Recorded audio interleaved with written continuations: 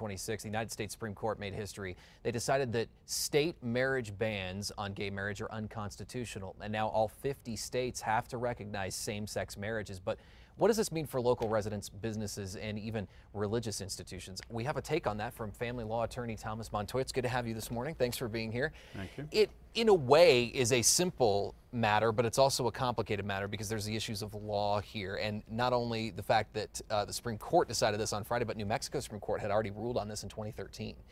So can you tell us about the different rulings here and how they may play into each other?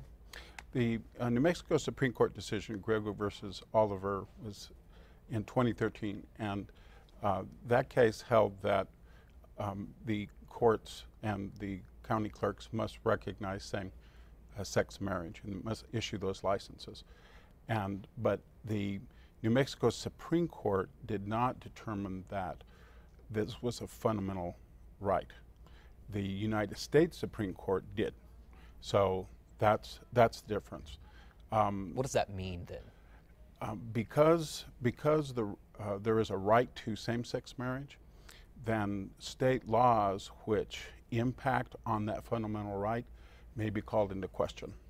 Do you have specific state laws that we're referring to here? I do. The Human Rights Amendment was also a basis for this New Mexico Supreme Court decision, which includes sexual orientation as a classification that one cannot discriminate against. Mm-hmm. But there is an exception for religious institutions.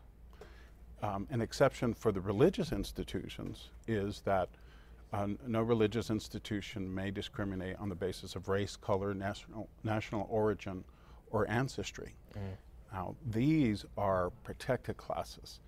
Because the United States Supreme Court has determined that there is a fundamental right to marriage for same-sex couples, that could bring that statute into question, because now that statute might have to survive strict scrutiny, which means that the ones who are wanting to preserve the exception would need to demonstrate a compelling state interest. It's complicated, but it might bring those exemptions into question. Whether or not a religious institution would have to perform a marriage is what you're saying. Yes. So obviously religious institutions, in some cases, some of them already are performing these ceremonies, yes, and some are not. So yes, the question is, and again, that will end up in court, right? The court will wind up deciding that eventually, perhaps. We don't know that. We don't know that it will. Right. Is there a guess from your perspective on when that could happen? How soon? Is there I guess it's all conjecture at this point. I think that these things are moving fast and furious. Mm-hmm. So I think that this has been on a very fast track. All of these decisions, 31 states by constitutional amendments defined marriage as between a man and a woman. Those have been overturned. All of this has been happening in the last 10 to 15 years. So this is occurring very quickly. Now, a religious institution will argue that would perhaps be not in favor of performing such a ceremony, might argue that that's protected, that they have a right not to, right, at this point? They have a right not to, but a religious institution may not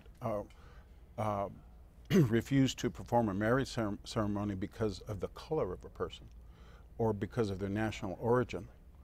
Mm-hmm. And the question is whether this fundamental liberty interest now that same-sex couples has rises to that same level. All right, so it is a question. I think it is. We'll see how it all shakes out. Thomas, appreciate you being here this morning to give us a little bit of perspective there, and family law attorney, and we appreciate it. We'll be right back with headlines right after this.